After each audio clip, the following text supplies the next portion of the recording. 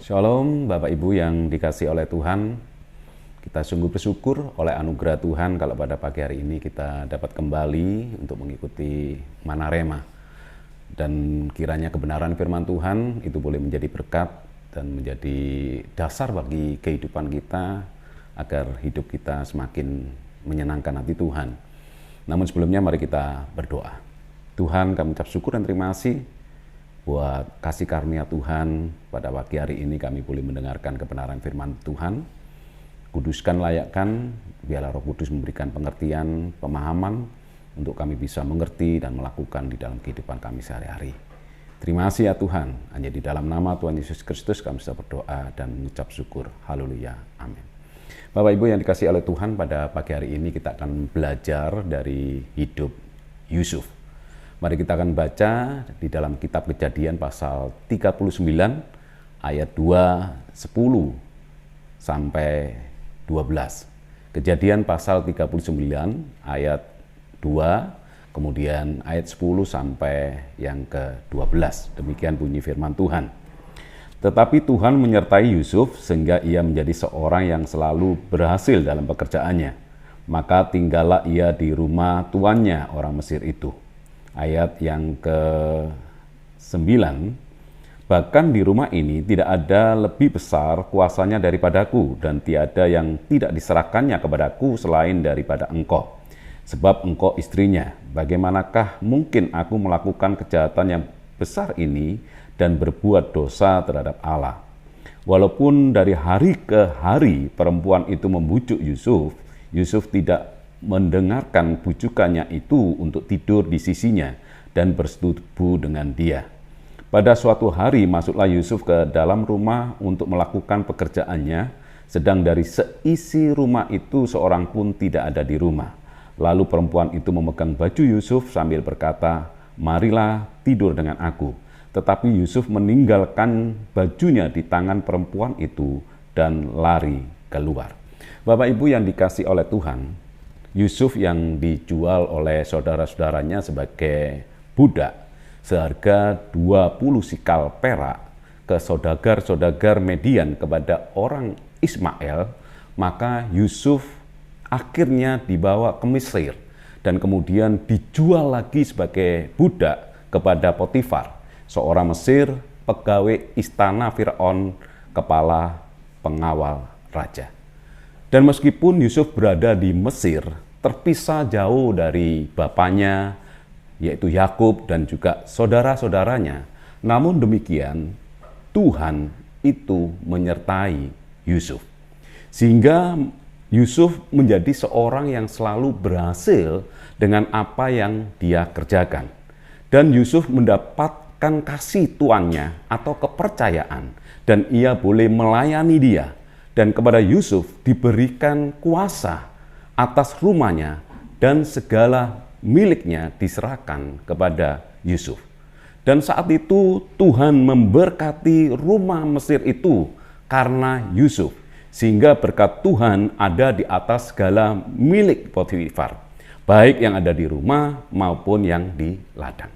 Nah, kalau kita perhatikan di sini, meskipun Yusuf itu adalah seorang budak, namun dari pembacaan firman Tuhan yang kita sudah baca, Tuhan menaikkan hidup dari Yusuf. Dari kesempatan dia tinggal dan bisa tinggal di rumah Potifar, dia juga mendapatkan kasih, mendapatkan kepercayaan dari Potifar. Dan bukan itu saja, tetapi Yusuf juga mendapatkan kuasa atas rumah dan segala yang dimiliki oleh Potifar. Bahwa kehidupan Yusuf di sini semakin hari semakin naik. Ada satu karya yang begitu besar yang dia lakukan di rumah Potifar. Dan semuanya itu terjadi bukan semata-mata oleh karena kemampuan dan kehebatan daripada Yusuf.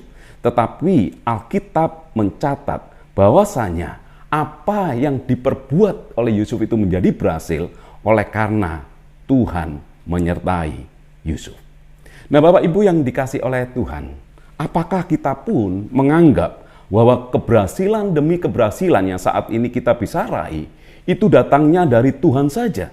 bukan karena hikmat kita, bukan oleh karena kekuatan kita atau kemampuan yang kita miliki, sehingga kehidupan hari ini yang kita jalani itu lebih baik, tetapi semata-mata oleh kekuatan Allah yang ada di dalam diri kita. Marilah kita menyadari bahwa kita tidak berhak untuk membanggakan diri atas keberhasilan yang saat ini kita bisa raih dan apa yang saat ini kita bisa peroleh. Karena apa? Karena semuanya itu datangnya dari Tuhan saja. Bahkan jika saat ini kita mendapatkan suatu promosi dengan fasilitas yang kita peroleh, pastikan diri kita percaya hanya Tuhan saja yang telah bekerja di dalam kehidupan kita sehingga kita bisa memperolehnya. Maka patutlah kita itu senantiasa bersyukur kepada Tuhan, memuliakan Tuhan, berterima kasih kepada Tuhan, bahwasanya apa yang saat ini kita raih, apa yang saat ini kita bisa punya, apa yang saat ini bisa kita nikmati, itu semuanya datangnya dari Tuhan. Tanpa Tuhan, kita tidak akan mungkin bisa meraih apa yang saat ini kita raih.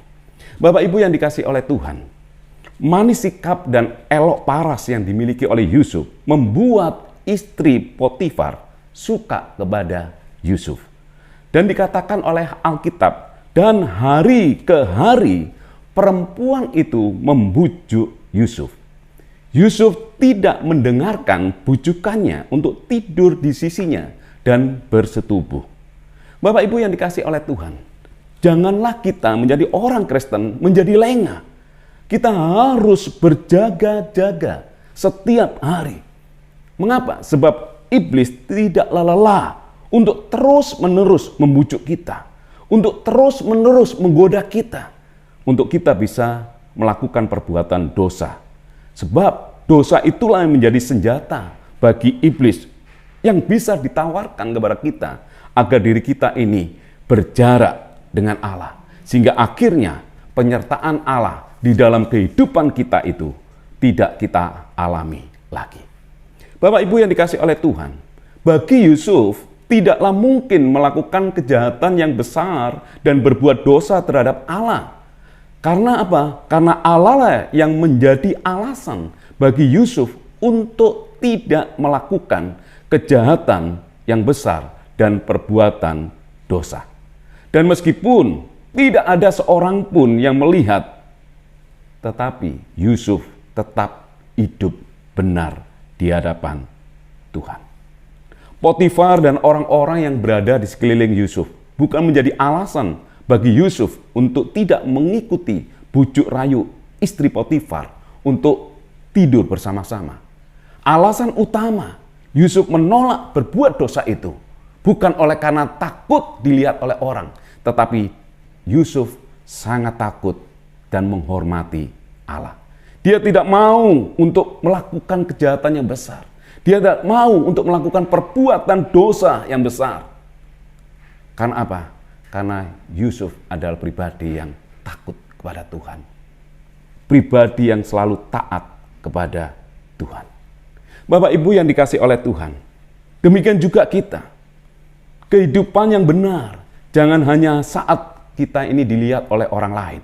Seharusnya hidup yang benar yang kita praktekkan dalam kehidupan kita sehari-hari bukan karena sedang dilihat oleh orang lain. Ada tidaknya orang di sekitar kita bukan menjadi pertimbangan kehidupan kita menjadi benar. Tetapi karena apa? Karena semata-mata oleh Tuhan, oleh Allah yang selalu memandang kita, yang selalu melihat kita. Mungkin kita bisa mengelabui orang lain, tetapi satu hal, di mata Tuhan kita tidak bisa membohongi Tuhan. Di mata Tuhan kita tidak bisa menipu Tuhan. Segala sesuatu yang dilihat oleh Tuhan atas hidup kita, tidak ada yang bisa menghalanginya. Makanya penting bagi kita untuk kita senantiasa hidup takut kepada Tuhan. Hidup yang selaras dengan kebenaran firman Tuhan. Dimanapun kita berada, kapanpun itu, baik dilihat oleh orang maupun tidak dilihat oleh orang, marilah kita bisa menunjukkan hidup yang berkualitas, ya hidup senantiasa menyenangkan hati Tuhan.